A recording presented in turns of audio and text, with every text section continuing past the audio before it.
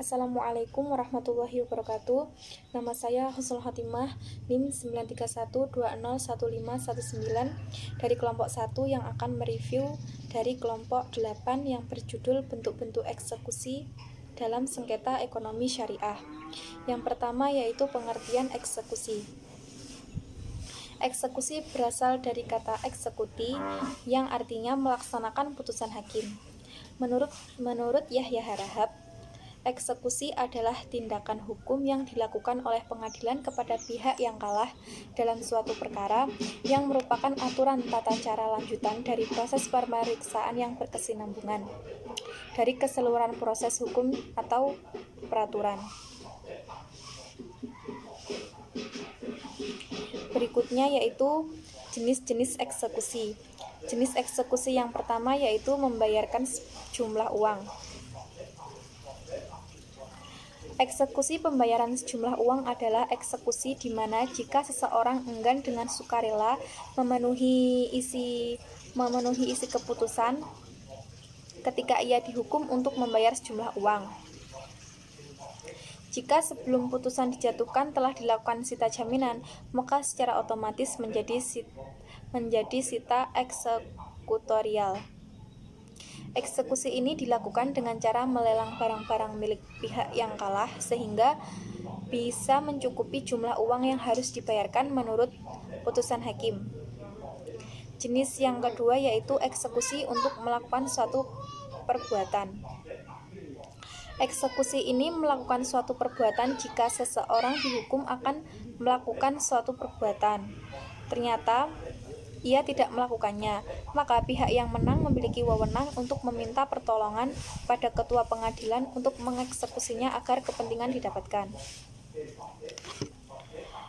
Dalam putusan hakim, dalam bentuk melakukan suatu perbuatan diantaranya yang pertama yaitu menyerahkan suatu barang, yang kedua mengosongkan sebidang tanah, yang ketiga melakukan sesuatu perbuatan tertentu, yang keempat menghentikan suatu perbuatan dan keadaan.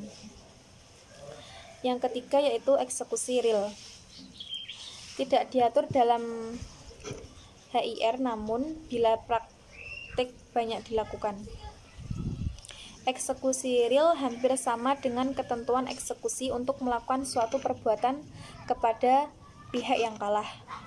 Eksekusi melakukan suatu perbuatan adalah melakukan suatu secara real atau nyata. C yaitu bentuk-bentuk eksekusi dalam ekonomi syariah. Bentuk-bentuk eksekusi dalam ekonomi syariah yang pertama yaitu eksekusi hak tanggungan.